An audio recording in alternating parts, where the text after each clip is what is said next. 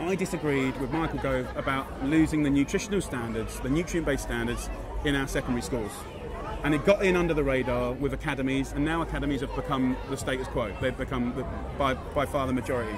I think he's doing his best for what he believes in. I consider myself an expert, you know, to a degree, and I disagree. He's now doing the school food plan, and I'm really hoping that me and Michael can get on just fine. I think he's got great energy, but it's just we haven't agreed. But what's the difference between the school food plan and what you were arguing for? I'll tell you what the difference is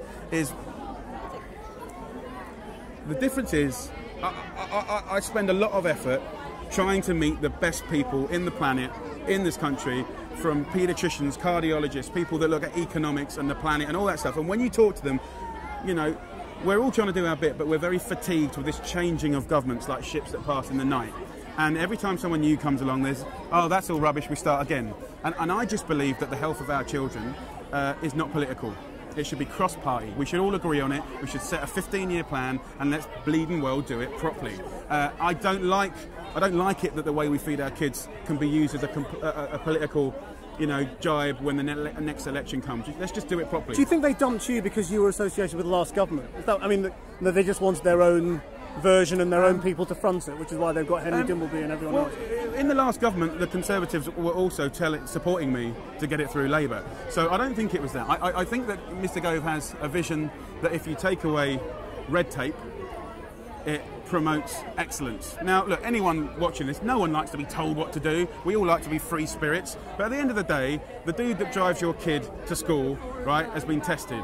You know, he has to wear a safety belt, law. You know, the water that comes through the tap has checks, law. The nurses that look after our patients, there's standards to, you know, why at a time of an obesity crisis in this country would you take away the one thing where the most powerful use of the British pound, feeding our children 190 days of the year from the age of 4 to 18, why would you take that? Why would you dissolve those standards when clever, like, intelligent people have done it into a system that hasn't been invested in for 30 years? So I am ranting. At the same time, I'm kind of sitting here in a holding position because the Leon boys, Henry and John, have done a really good job. I fully support them.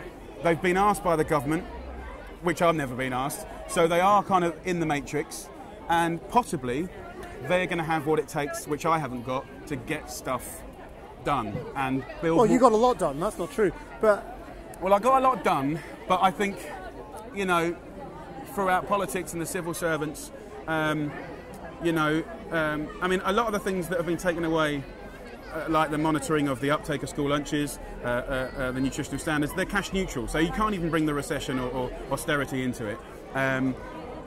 For me, it's, look, at the end of the day, sometimes you look at yourself and you say, look, I ain't doing that great job myself. You know what I mean? And I stopped with my meetings with Mr Gove because I felt that I wasn't getting where I needed to get on behalf of the parents of this country.